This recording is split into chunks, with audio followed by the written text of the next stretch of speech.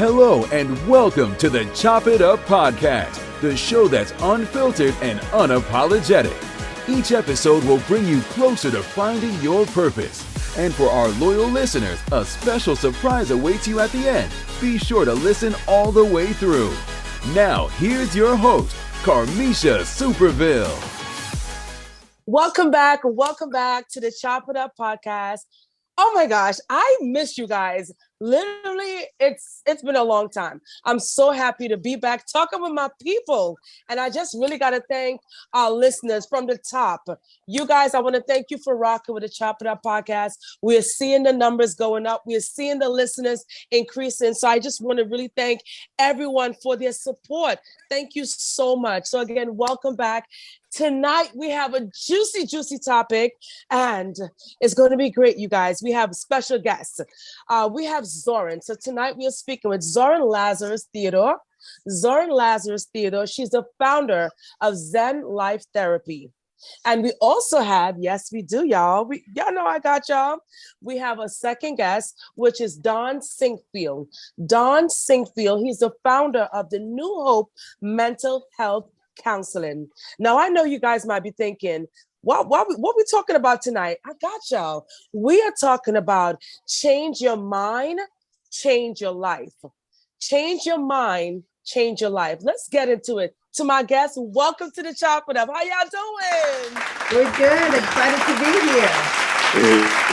It's great to see you and great to be here for me. Oh, I'm so honored. Thank you so much. Listen, I like to give my guests a little background in terms of how we meet our guests. And so you guys, my listeners, that is, I had the honor of sitting on a panel with these esteemed professionals. I'm talking about mental health experts. And I said to them, like, you know what? We need you on our podcast because, Don, we talk so much about mental health. Now more than ever, as we're coming out of the pandemic, so many people are talking about it, but it's so imperative. How imperative is it for us to be in control of our mental health? Well, I've said time and again that, one of the things that I like the most about the, reality TV, internet generation that we have embarked on in the last 2 decades is that people are now seeing mental health being exposed at a higher level on television, on the internet. You're seeing that your favorite celebrities have a therapist, have a family therapist, etc.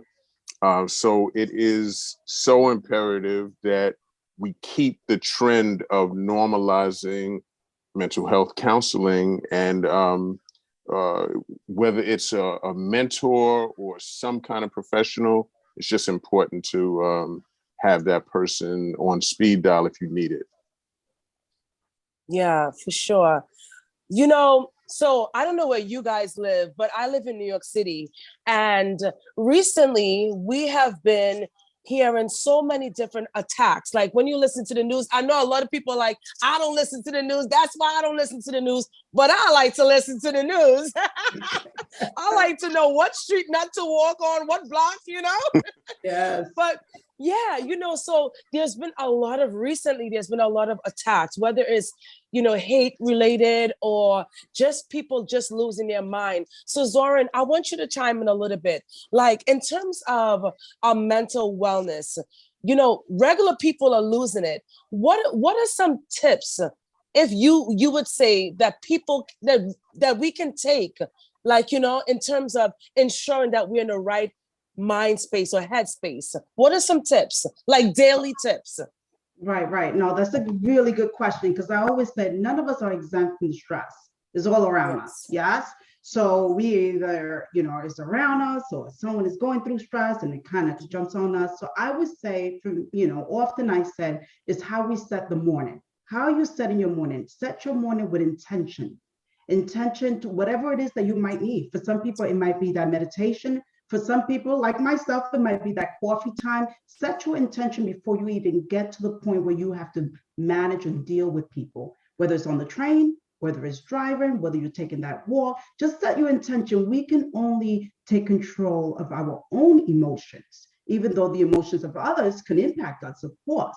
So it's setting that intention, morning routines, whether it's meditation, taking that walk, taking short breaks throughout the day is extremely important. Being able to pause, we have voicemail for a reason. If someone calls, let it go right to your voice message. You'll get back to it. Really, it's securing your mental wellness in order to be able to manage and to deal with other people. I like that. So what I hear is set the right intention. What I hear is taking breaks, short breaks during the day. I love that. I never even thought about that. That's amazing.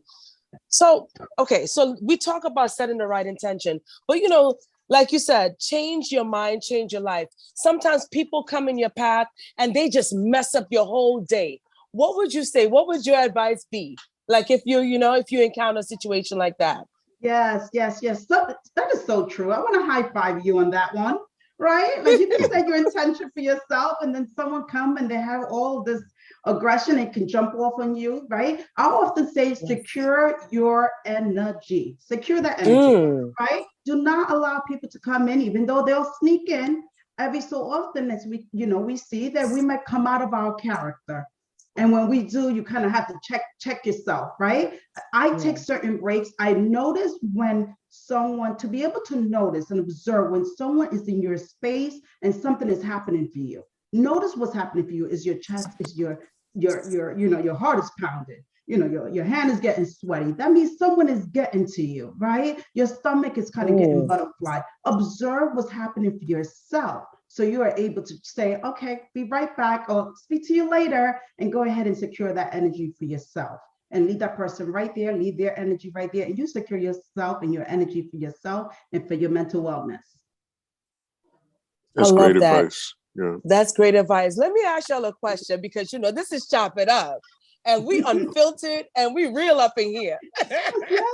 Listen, I gotta share this with y'all because Zoran, I'm taking notes. Like, girl, I take notes. So as you're speaking to me, I'm listening to you. You said something about securing your energy, right? Yes. I want to ask you a question. A lot of us have this conversation where we say, like, I'm gonna match your energy. You want to be nice with me? I'm gonna be nice. You want to get rowdy? Maybe that's the New York in me. I don't know. I'm gonna match your energy. But I want to ask you a quick question. Last week, I was having a great day. I really was.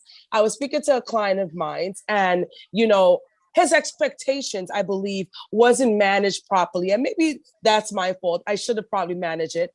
But he got out of pocket. And when I say out of pocket, he got loud. And Zoran, we got loud too. I match his energy. Brooklyn's in the house. Brooklyn, come on, Don. Keeping it real. I love it. Did a buck, and I was like, even me, I was a little scared. I was like, ooh.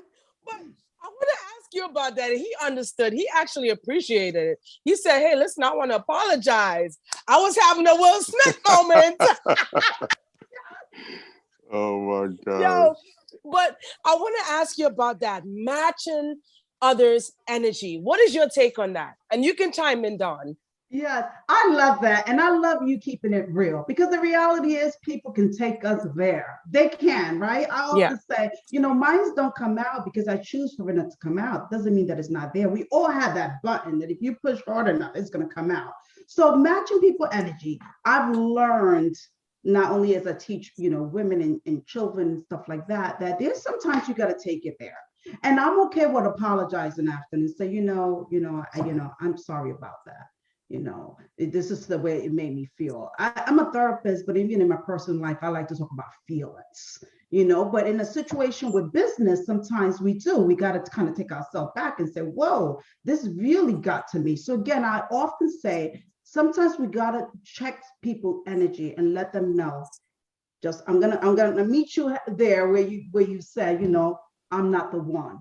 sometimes you just gotta let the person know I'm just not the one, right? Let's break it down a notch. Right. You know, we laugh about it. I'm a humorous person, especially if it's someone that I'm dealing with and I really respect. I say, you know, woo, you took me there, woo, right? And then bringing it back. I always try to say reeling it back to a place where I'm not too out of character, because then they steal something from Yes. you. They steal something from you where they can take you out there. It's something that you can't get back. Ooh. Right? Yeah, Ooh, I like agree that. with that part about, I mean, I agree with everything that you said. That part about making sure that your consciousness is on an even keel, generally. And that, you know, when people start, how do I sound? Is it echoey? You're good. You It can- is. Oh, I'm good. Okay. When people get out of pocket, quote unquote, I mean, you really, I believe you really shouldn't be matching that energy unless you really have to, because people can put you into a place where you have no choice but to raise your voice a little bit to be heard, or to walk away because it's getting out of control. But if at all possible, you know, you should learn about human behavior. You know, there's something called grandiosity. That's when people make themselves bigger and stronger than life itself. And so that they have this sense of grandeur that makes it so that it's hard to really communicate realistically with them. And then you have contempt, people who make you smaller, or make you less than you are, to try to make themselves bigger. And that, Ooh. you know, when we run into that, you really have to realize what you are seeing, and not let it get out of control, you know. Ooh. Yes, yes, I agree, How Don. do you decipher? I like that. I never even thought about that. How do you decipher those type of personalities? Well, if somebody walks into a room and, you know, they have on 3 diamond chains and they're talking about what they have, and, you know, they you know, oh, you know, my house in the Hamptons, or, you know, whatever it is that they're using to have this grandiose point of view about them. Um, if people are talking about their power, their money, or whatever it is, before you get to know them, that's a clue. You know, and Ooh. you know, and if people are doing subtle or outright put downs, you know, it could be very subtle. It's a clue. You know, those are the clues that a person is not a very secure and well-meaning individual. Right, right. I agree, Don. I think that the main thing is really checking ourselves as far as, you know, noticing when someone's approach is affecting us. Because that's the power that we have, taking our Right. power back. You know, how am I going to respond? Do I need to take a break? I might need to take a break from this call. I might need to take a break from this interaction right now to check myself and then return and still have some type of control. You know, we're human. We are entitled to, you know, that's what I was saying earlier. We are entitled for things to get underneath our skin, you know, even the most skillful people, right? But just being able to know, okay, what is happening in this interaction that I might, you know, address it, or I might respond in a way that I cannot take it back, is being able to take that break. I like Correct. that. That's right. That's a really good way to think about it. Awesome. So let's talk a little bit about mental health. You know, as I said initially, we talk so much about mental health. What is it? How can we clinically diagnose someone that has mental health issues? Don. There's so much to that. When you know, like I have a cousin who, you know, when we go around situations where she's around new people, you can kind of like see the nervousness. There may be behaviors that are quote unquote avoidant behaviors. So rather than being in the room and engaging, person is excusing themselves, or there's some kind of apparent discomfort in their body language, etc. So anxiety, so that for instance would be social anxiety. Depression is one of the easier ones to see because of the pronounced symptoms of isolation, a down affect, a person who really can't function, is not feeling the vitality that they would normally feel when they have experiences. So if you know a person really loves going to a certain place to eat or to shop, and they're not motivated to do those things anymore, those are signs of depression, anxiety. But often, especially with men, depression and anxiety can show up as irritability, that avoidance. And so there's a wide range. And I think it's important, to explain to people that there's not a necessity for a diagnosis for you to know that you need a little assistance, because the diagnosis is very clinical. It has to do with witnessing a symptom for a certain amount of time, and then corroborating that with other things to say, this is an adjustment disorder, this is anxiety. But often, we're experiencing a little bit of something, and it's not yet at that diagnostic level, but we should seek the help before it gets to the level where I've been in the house for 6 months, snapping at everybody, unable to function. Yeah. Yes. You know what? You're so right. And you hit it right on the nail. And I want us to stay there for a quick second. Let's talk about that. Black men and trauma. We hear that a lot in this culture right now. Why do you think, from your perspective, and obviously your day in and day out dealing with that population, why do you think so many Black men have a problem with therapy, sharing their emotions and their inner secrets with someone? Why do you think that is? Well, there's still a conflict, I think, in the social role of, who men are supposed to be, and the idea of being vulnerable. I truly believe that to be vulnerable is to be brave, because when you are able to be vulnerable and you're able to say, look, this is happening, not really sure how to handle it, but I'm talking to you about it because I don't feel good, that's actually very brave. But often when, Black men, I was in a meeting one time and a Black man said that, he wasn't feeling safe. This was the words he used. And, people actually afterwards, women that I knew said that they really felt that was like a weak statement for a man to say that he was not feeling safe. And so I'm saying that to say that there's that conflict between wanting men to be very strong, men sensing that if they step out of that position of being indomitable to being openly vulnerable, that they may not be looked at favorably. So that's a short answer. Got it. Zora, what's your take on that? I agree, Dawn. I think that we don't normalize being vulnerable enough. And I think that it is seen definitely, and I've heard, right, whether it's the youth or fathers, when I work with, with the men, they often say, well, I can't feel that. I don't have time to feel that, So I think it's sometimes even brought up that, it's a form of weakness, it's a form of weakness to be able to say, to be able to cry. To be, it's almost like, you kind of get it together and we keep moving. We've got to be the strong one, the head of the family, so forth and so on.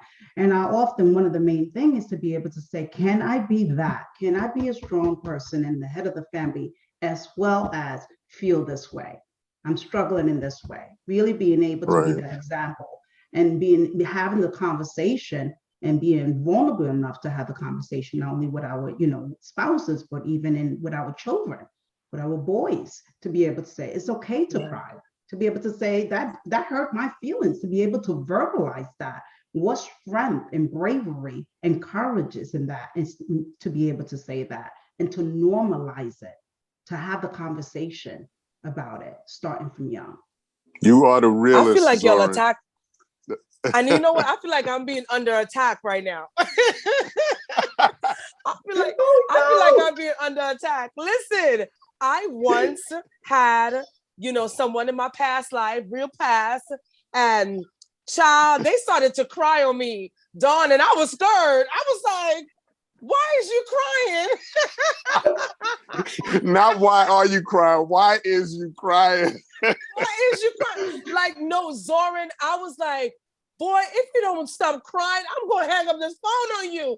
But listening to you talk about that, it's like, you're right. We really have to restructure our mindset. And yeah, I think you're absolutely right. I think we have to unlearn a lot of things that we are taught, or like even subconsciously, right? Mm-hmm. Like, I was like really shocked. Like, that was my first time in a situation where the person is literally expressing to me their feelings, but they're crying, and I'm so confused. I literally thought he was going crazy. Yeah. Has that ever happened to you, Zoran? Have you ever dated someone and they want to really profess their love to you and they start crying? I haven't yet, but I have two boys. I have a 21-year-old and a 13-year-old. And often, even raising them, my husband might say, stop babying them, right? Why? Because I'm asking, how you feeling? And I do, when they say you're raising therapy kids, right? So how you feel about that? So tell me more. So how did that make you feel? And when she said that, but normalizing and being able, what I mean by that is being able to be on the kitchen or dining room table. And if your kids, and again, my 21-year-old is telling me a story, being able to chime in and, being okay. If you want to cry, let it out, release it. And they're like, Mom, no, I'm not trying to. I'm like, let it out. So in that sense, I've seen it. But no, I haven't had anyone, cry over me. Is that what you're asking? Cry over me? Yeah. No, and it's good to have these conversations, because even like Dawn, you were saying in that setting, a lot of the women take away was, he might have been soft or whatever the case may be. And you're right. A lot of time men are afraid to really express their emotions because of those, societal norms. So you're absolutely right. And we really have to change a mindset on that. Mm-hmm. Yeah. Let me just say this one thing. I won't try to take too long with it.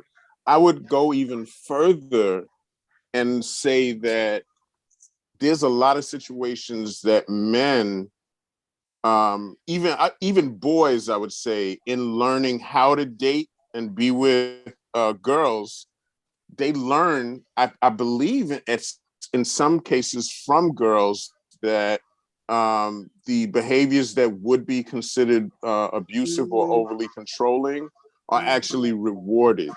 Like if another boy is talking to my girlfriend and I walk up,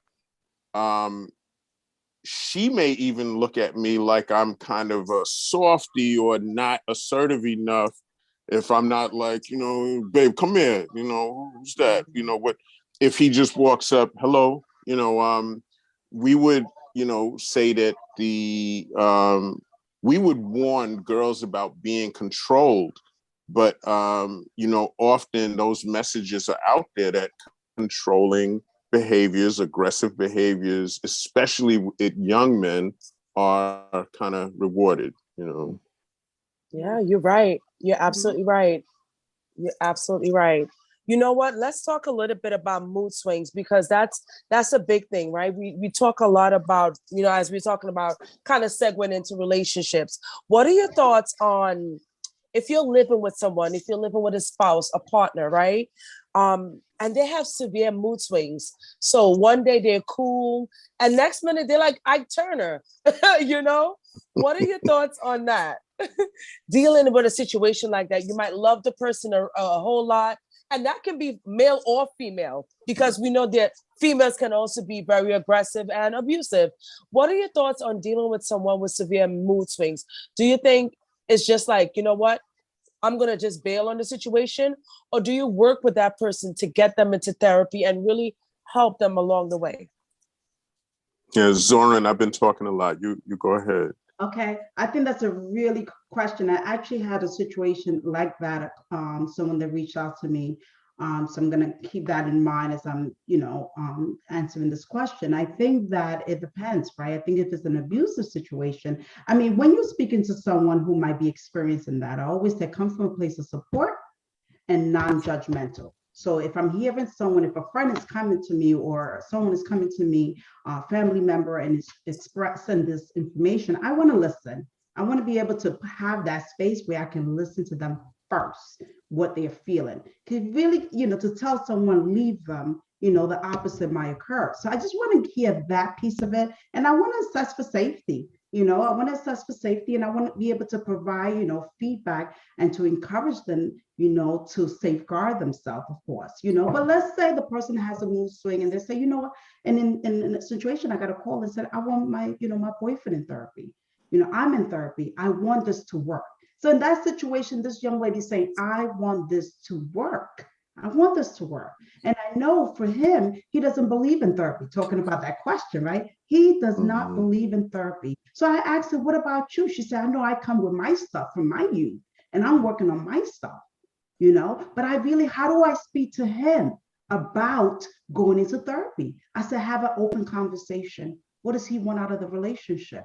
Is he noticing that he's having those ups and downs? Does he want to change? So start there. In this situation, he did want to change. In this situation, he sat down with her, to her surprise, because she was telling him he needed help. He needed help. You need help. You need help. I'm going to leave. A lot of those aggressive, back and forth when you're feeling like you want the person to get help, but you don't know how to ask them. And it can come out very judgmental, even though you want to work on your relationship. So he was feeling very judged. He was feeling like, what are you worrying about me? Worry about yourself. But the thing is, in a relationship, there's a we. So even though you have the I, you have the we. We can't move forward if the we is broken. You see, I'm working, she's saying, I'm working on the I, but you need to work on your I so we can be strong as a we. You see? So he was open to the idea. And I said, you know what? Let him speak to a therapist. Let him speak to a male therapist. Let him ask the question. Let him feel it out. Rather than you pushing, you can just give him the information. He's telling you that he's ready, to make changes and go from there. So there's no right answer. I think that if it's a safety situation, we got to look at it differently, of course. And I think that if it's a situation where we want to save that we and the two individuals want to save it, I would say, give them the information, and allow for them to ask the question and to find their way in their journey. So that's something that came up for me again, very recently. Yeah, Wow, absolutely. that's amazing. Yeah. I think that is very true, what you said, Zoran, that it's important that the person who needs the help believe that they need the help in order for it to happen. Because I always say, I had do anger management. I had a guy once say to me, come on, Don, tell me what to do, show me. And,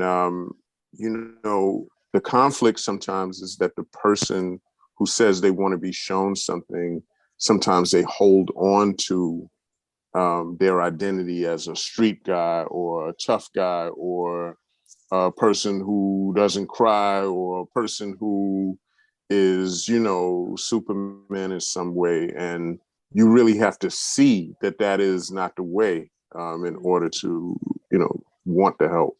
Right. And I often ask these, Absolutely. safety piece of it, is there alcohol, is there drugs, is that Right. safety, especially when you have, when a woman is, just feeling unsafe. Now that's a different conversation that I'm having to safeguard and maybe come up with some type of plan and provide resources, because there's resources out there in situations like that. Yeah. Thank you. What I heard in this part of the conversation pertaining to if you're dealing with a spouse or partner that has mood swings, I heard change, listen first, be non-judgmental, right? Access safety. What is the safety? If it is a safety issue, that's a totally different conversation. Of course, we have to look into resources. Or have an open conversation with your spouse, with your mate, and be non-judgmental. I want to ask you a quick question about that. Really great tips. Zoran, are you given that suggestion if they just recently started dating? So say 6 months in, they start dating and you start seeing some of those flags. We ain't going to say it's red flags. We just going to say it's some flags. 6 months in, are you telling that girl or that guy, hey, have an open conversation. Let's go in therapy. Or are you saying goodbye? I don't want the situation to escalate. Yeah, I think in those situations, 6 months, 3 months, we're having a different conversation. And I often, if we're talking about a young, and I had this situation too. And for this woman, this was her pattern.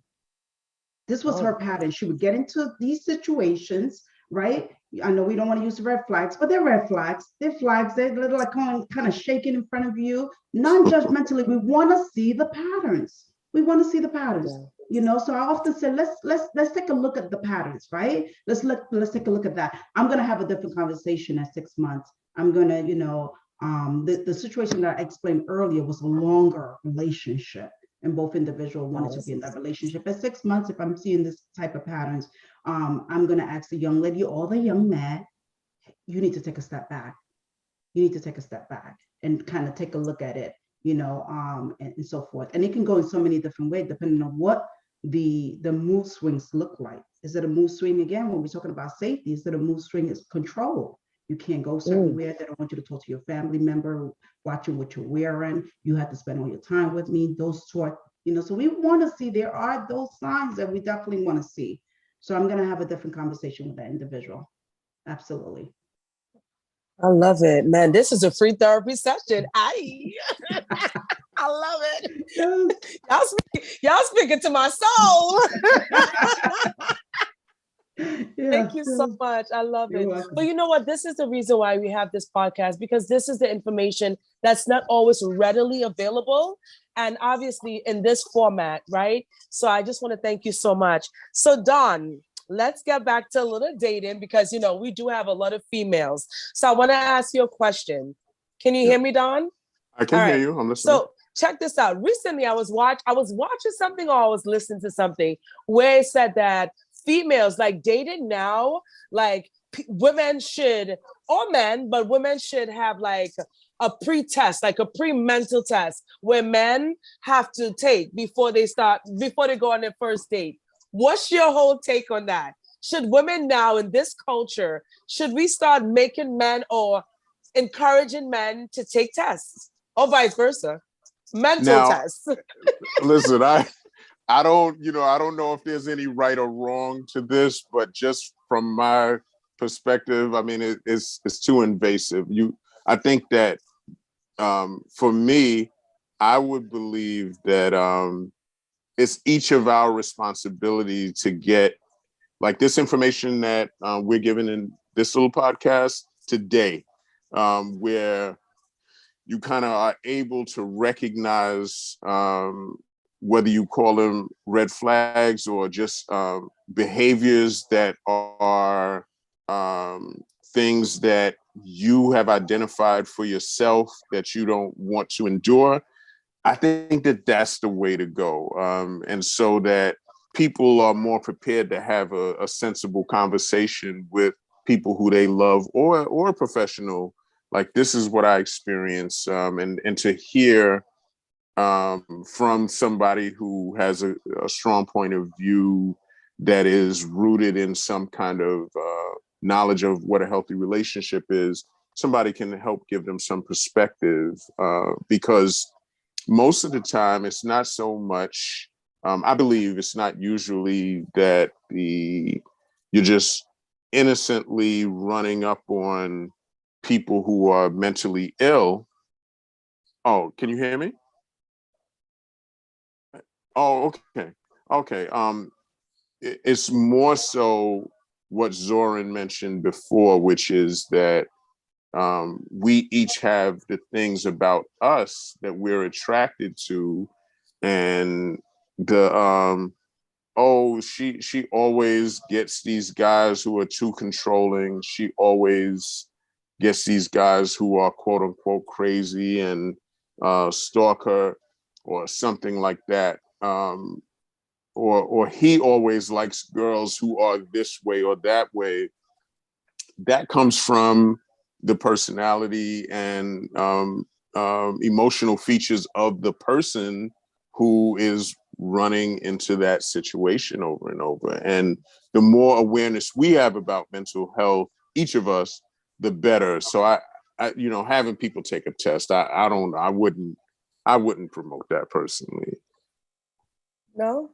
Okay. I probably won't go that far, Kimmy, for them to take a test, but I'm certainly going to ask the question. Yeah. I know I certainly did it when I was dating. I certainly,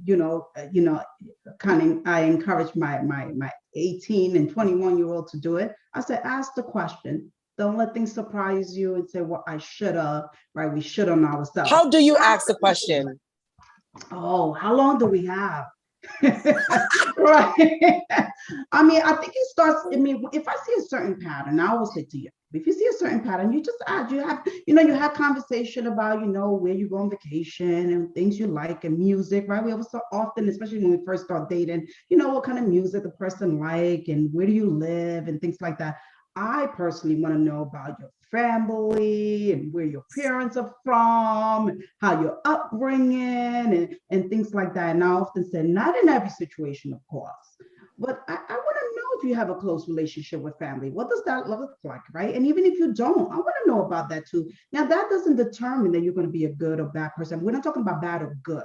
We're talking about openly having conversation about a person's viewpoints, about a person's, values, morals, having those open conversation. Absolutely. I need to know before I go any further. And I don't think there's any, but I might not give you the test, but I guess indirectly, I'm kind of giving you a test. But if you were to test me, I would be okay with that too. I think you should know before you start dating. I love that. Dawn, you were going to say something? No, I'm just agreeing. And I was kind of saying the same kind of perspective when I was saying that when each of us have a strong point of view about what we need and what we don't want to run up on, and, to recognize personality traits that seem controlling, or the person seems to have emotional conflict that exists. When you are able to recognize that, then you're in a better position to make an assessment of what seems to have the potential to have a healthy flow and what can be toxic. Yeah, absolutely. I agree with that. Let me ask you a question. Let me ask you a question. Recently, I was talking to a friend of mine, and she said to me that, no, Kamisha, that's not your job. I want to ask you a question, especially for women, especially for millennials that are in the dating game. You meet a guy, you're vibing, you're having a great time, right? Or girl, you meet a girl having a great time. But as you're dating, right, you see certain, like Zoran, what you were talking about, not necessarily red flags, but you see certain defects or things that you should bring up, right? Like you spoke about, having an open conversation, learning about someone's passion or viewpoint. When you're learning about those things, you see certain things that may rub you the wrong way, as they say. And you ask the person about it. And you may offer or may suggest, have you spoken to a therapist? How do you take care of your mental health? What do you do? What is wrong with asking those questions and being a conduit whereby you're saying, well, let me help you. Let me seek out resources for you. My friend said to me, no, that's not your job. That person's supposed to already come full. They're supposed to have done the work already. And I think that's what Dawn is kind of alluding to. So what is your take on that? Being someone, I want to hear your take, because as women, we are nurturing, right? So what's your take on that, Zoran? I think again, it depends. I often say, that if someone is in their journey of healing and they're working on themselves, and then you have another individual who's working on themselves, uh, work on yourselves first, and then let's seek each other out, right? But if someone is saying, let's say, we don't want to say that someone who might be having some challenges or struggle or mental health, and so it's a negative in as far as relationship. So if I'm kind of vibing with you and it comes out 3 months and we're having this conversation, open conversation, and I want to leave here saying normalizing it, not to say that someone say, I have anxiety and now we're shutting it down. No, I struggle with anxiety. Oh, really? Do you have a therapist? And now we're having these conversations. You see how we start to really now be candid about that mental health wellness that we're talking about here. And I put an X on someone. However, if I'm working on my stuff and it's going to trigger me, or I'm just really now so focused on you that I let go of my own healing, that we got to watch out for. And again, is that the pattern of the young person, of the young lady, of the woman? Is my pattern that I'm a fixer? I'm a people pleaser. Is that my pattern? Because if that's my pattern, I got to be careful there. Yes, I fix you. I want to make sure that you're okay. And while I'm letting go of my heel, that's a different conversation. Zoran, like you are that. the realist. Did I tell you this? Yes, I love that. I love everything you said. And I'm not sure if I'm coming from a clinical perspective or just my perspective as a guy, but I've said this many times. I believe that you do not ever want to become the teacher of a guy if you're trying to date him, if you're trying to love this person. Now, I think what Zoran said is the deciding factor. If he says, I really want to deal with this, and could you help me find a therapist or something like that? And he's willing to do the work on his own, that's one thing. But you never want to be this person who is like, oh, baby, you're doing that again. Let me show you. Let me talk to you. And then you end up, because first you will lose a bit of you in that exchange if that becomes chronic in the relationship. But second, I really believe that men, particularly, if you kind of like teach them and show them how to be, they usually will not hold on to you. They will take that knowledge and move on. Whoa. Because there's something very threatening about the lady in your life being the teacher of you in those big ways. Now, to be distinguished from being partners in a relationship, she's good at the accounting. I'm good at the hands-on stuff. I'm not saying that she can't be very gifted and do things in the relationship better than you. That's not what I'm saying.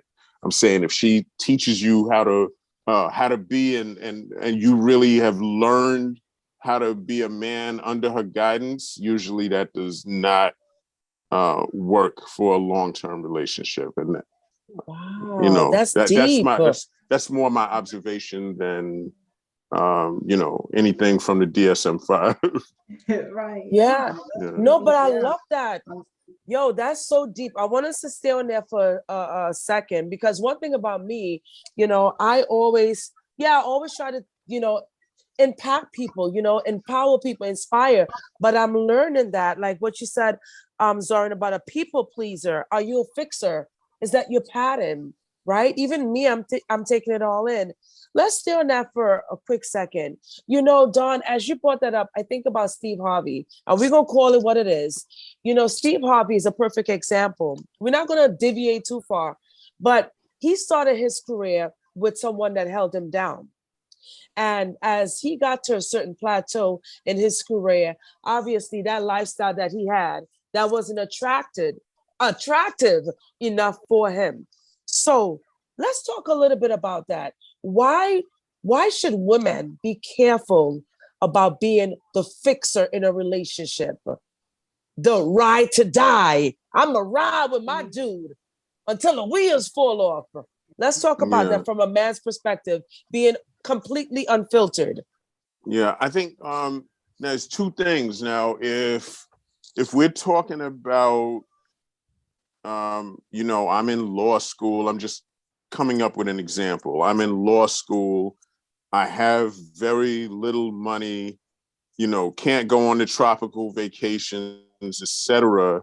And you stick with me. And, you know, then at 31 years old, I get my, you know, first job with a big law firm. 5 years later, I make partner, etc. I really believe that if your relationship is strong, that is going to strengthen your relationship, that she was next to you during the time that you didn't have it all. I mean, but what I was alluding to before was like men who are broken in some way, feel very incomplete. You know, they're getting in trouble, they're going to jail, and she's, you know, actually, you know, taking him, driving him to job interviews and fixing him up and making him into, you know, this is how you do it, this is how you need to be. Somehow that usually ends up being problematic in the long run. Like men who are broken usually struggle with being completely committed to that person who, quote unquote, fixed them in the long run. Wow, I like that. And thank you for clearing that up. Okay, I got you. Zora, what are your thoughts, girl? Because we got to hear from a female perspective. Dawn is holding back. Dawn, Yeah. I feel you holding back. Holding back. Not you at all. holding back. You know, I do a lot of women empowerment. I start from young all the way to the, you know, whatever age, right? Women empowerment, because I feel like if I'm living, I'm growing, right? So this is the thing. I feel that as much as the man is doing his thing and he's trying to, you know, you're in a relationship and he's doing his thing, he's, you know, elevating, I believe that the women should do the same. Find something for you.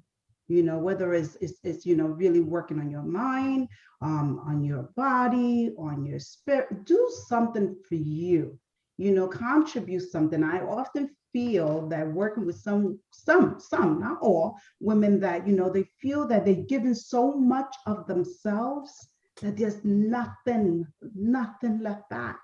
And when they realize, they feel so broken. And I have had a client, again, not so recent, that all of that was done and then got left. And she said, I feel like I have to start from scratch. Now, can she start from scratch? Absolutely, she can. She can realign herself, reclaim herself. She's rediscovering herself, right? She comes to Zen life, and this is what we're going to do, right? We're going to start.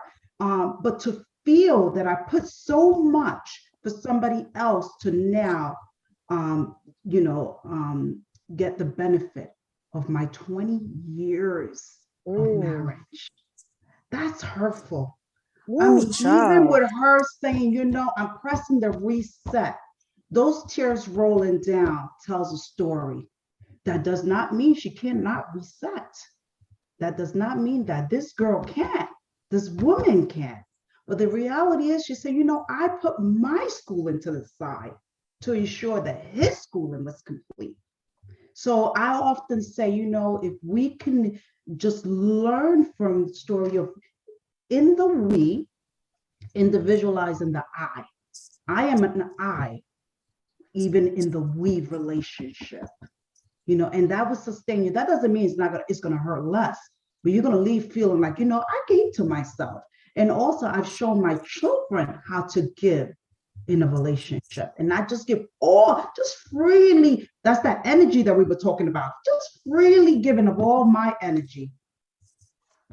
Write yourself into the equation. That's what I always call that. Write yourself into the equation, because wherever you go, there you are.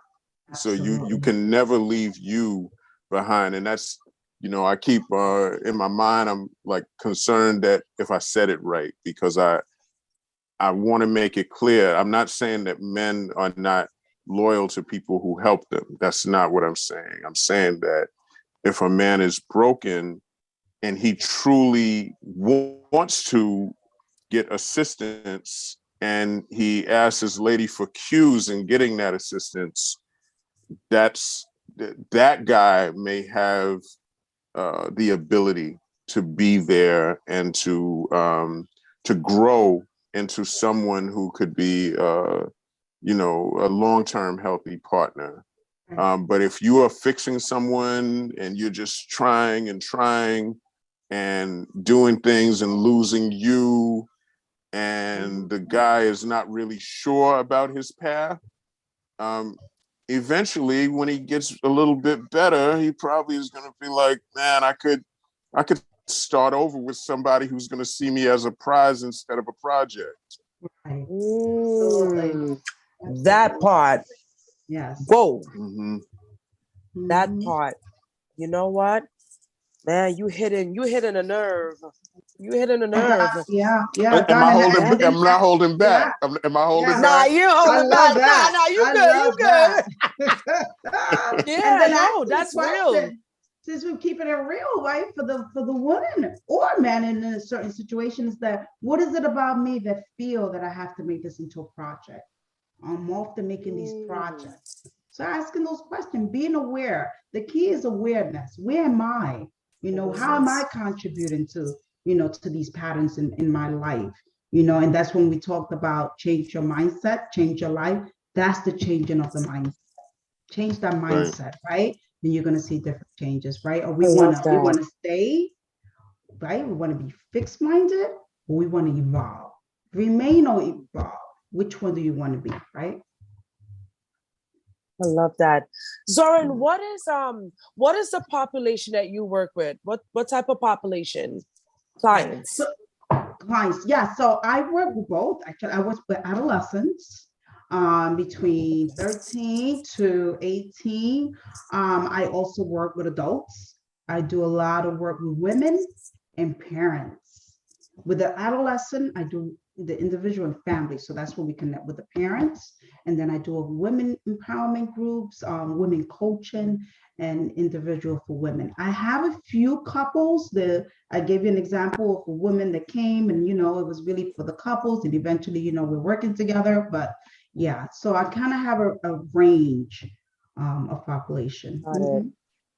So the services that you provide, right? Like, are there a range of like services, or is it more skewed like to certain issues?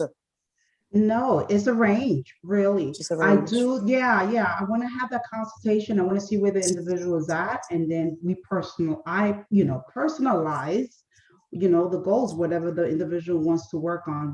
That's what we're going to be working on, right? So if it's for adolescent, I often work with adolescent, maybe with behavioral issues, self-esteem issue, lack of confidence, parent-child relational issue. They might have some history of diagnosis, symptoms. I often want to see what are the symptoms that are coming up.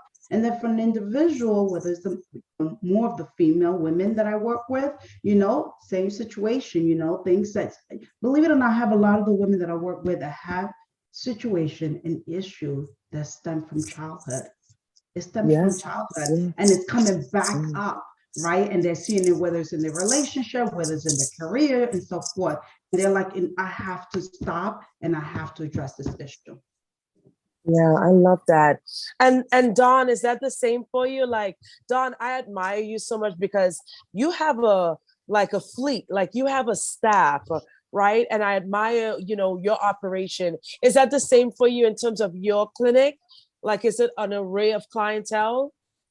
We see 5 through 85. Oh.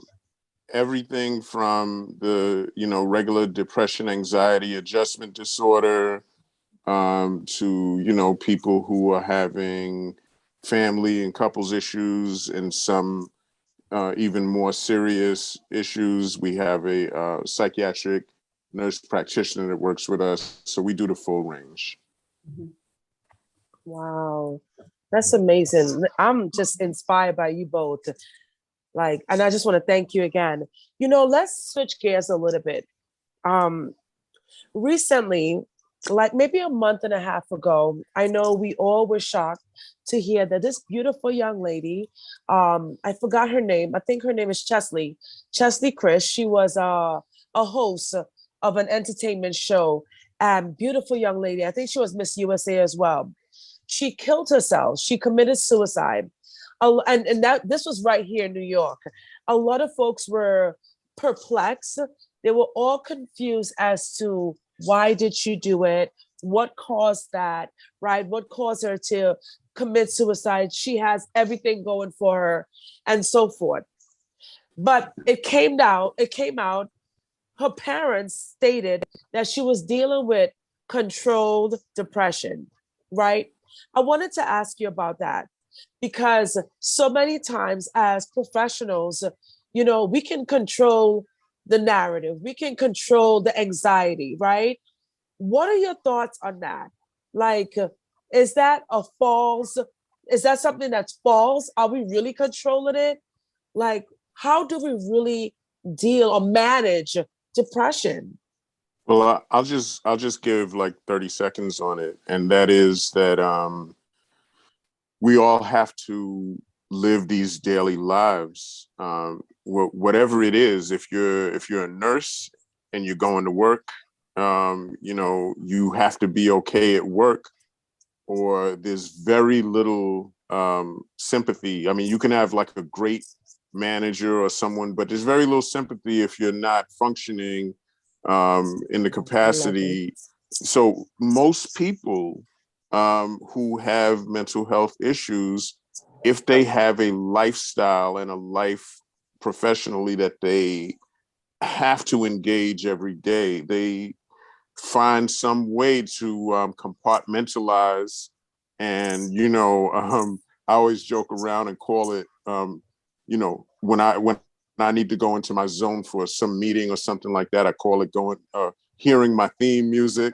I got to hear my theme music. So everybody has that when they have to put on their armor for the day. So I guess I'm saying that it's not really that you're being fake or not true to the feelings, the emotions that you have that might not be manageable. It's that you are putting on your armor so that you can take care of children or whatever you have to do every day. But people need to add into that day that they, need that assistance, and whether it is someone in your life, a therapist, a combination, everyone needs that, assistance at some point. Yeah. Zoran, what are your take on that? Yeah. Manage depression. I agree. I think, first of all, I think the pain and the hurt is real. And I think, and what I mean by that, I mean that people, some are struggling in silence.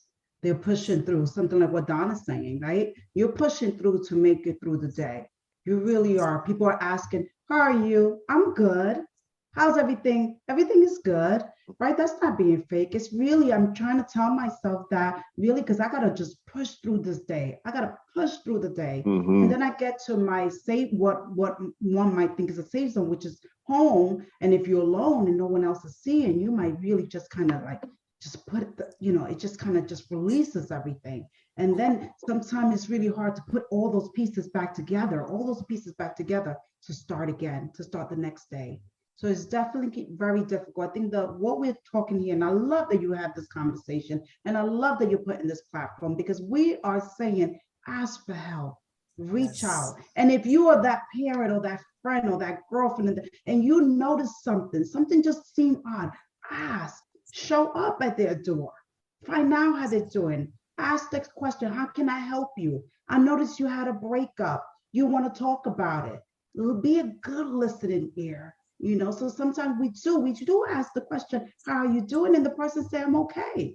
So I often kind of, my girlfriend's laughing at me because I do this thing. Are you really okay? Are you really okay? Because we got to check in with each other. And I, who is skillful, we're not exempt from it. We're living under a lot of stress.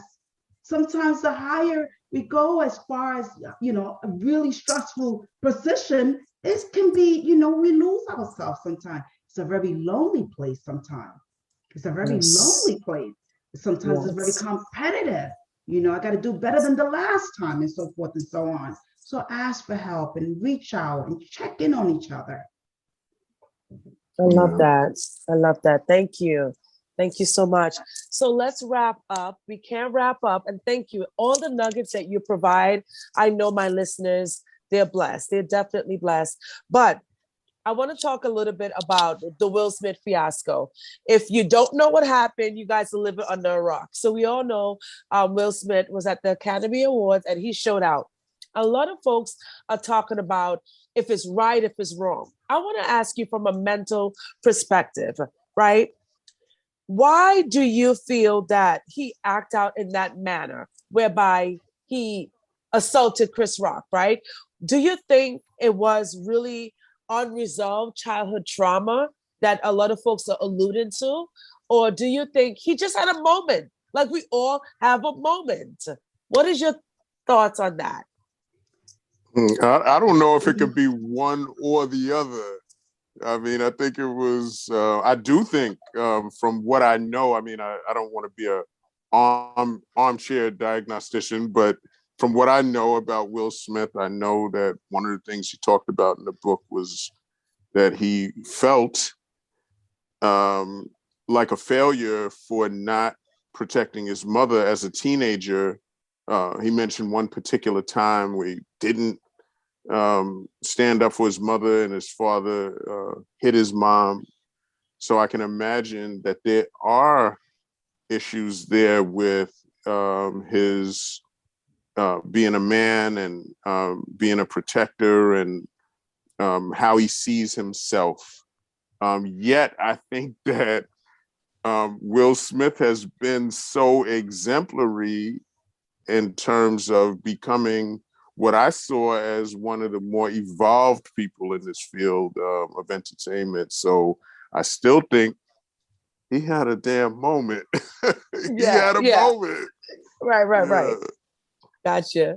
What's your take on that, Zari? When I was hearing this, I'm thinking a combination from what you're asking. I feel that there's a combination. Often I say, hurt people. It's coming from somewhere, right? The root, where the root is, we can go here, we can go there. There's a root of something, that's going on. And at that very moment, because we all have it, we all have that very moment. And this is the moment that I'm talking about where you kind of come out of character and you just can't take it back. Right? Can't take it back. And now you have your life out there and people are, checking out. So I think it is rooted in something, certainly. And I think also it's just at that very moment, when we talking about the protector, feeling that you have, we almost kind of sometimes in that position, like I have to do something, and is that something that, can be very explosive. I don't condone it, of course, very explosive, yet I can't take it back. I had that moment, I can't take it back, but I definitely feel that it might have been rooted in something, whether it's their interaction, whether it's his own past and his own, childhood, I think it's rooted in something. I love that. Yeah, you're absolutely right. Were you guys shocked as I were? I think we were all shocked, right? Collectively. Oh, yeah. Was this a prank?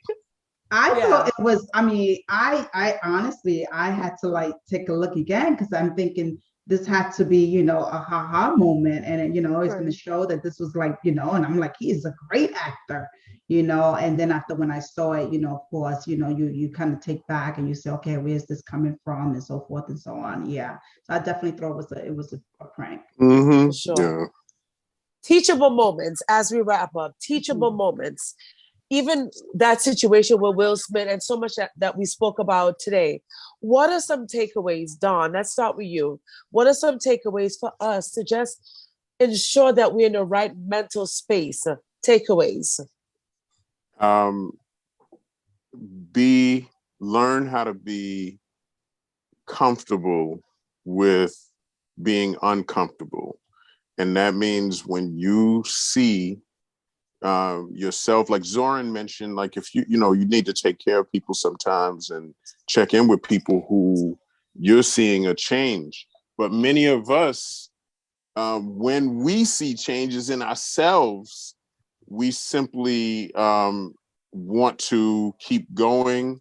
We don't want anyone in our business. That's a big one. Like, that's part of the vulnerability piece. That not wanting anyone in our business. I don't want to go to anybody who's what can they tell me? People say about therapy as if the therapist is some, big, super, man or woman who's going to give you advice, when truly therapy is really not about advice. It's about someone giving you a chance to have that outlet and to, really help you to process what it is that you're experiencing. So,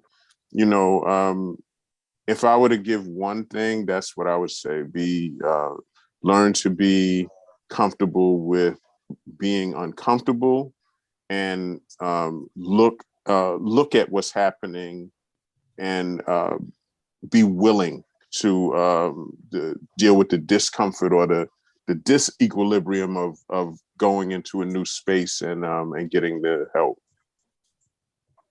Absolutely. Great. Yes. Thank you. Right. Absolutely. Yeah.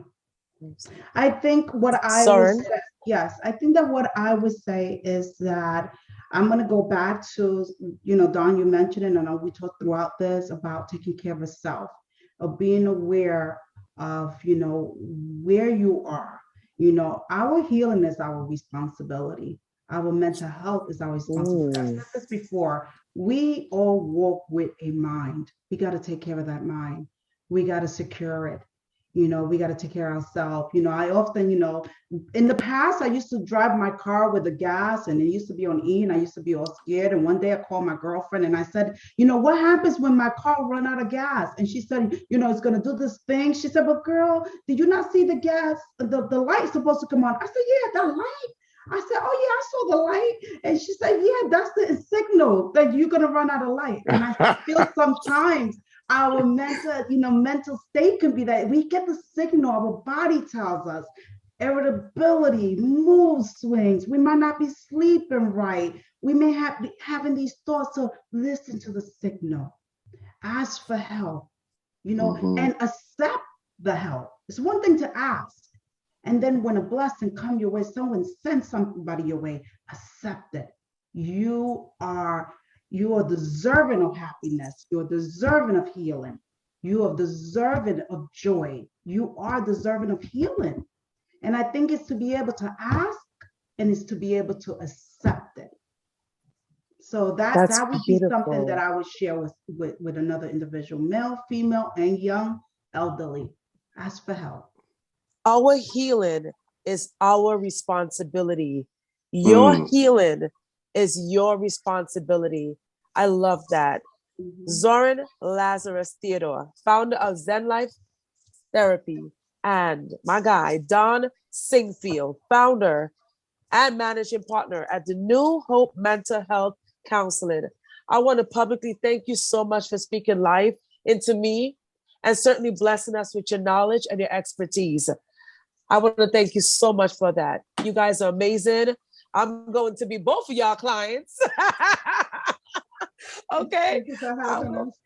Thank you so much. It's a pleasure. So you guys, thank you so much for joining the Chop It Up podcast. Listen, you guys, if you want to support this podcast, please go on Anchor and you can support our podcast, support this amazing platform that we are creating here. Again, thank you for watching and listening to the Chop It Up podcast. We'll see you on the next one. Bye. Peace and love. Thank you.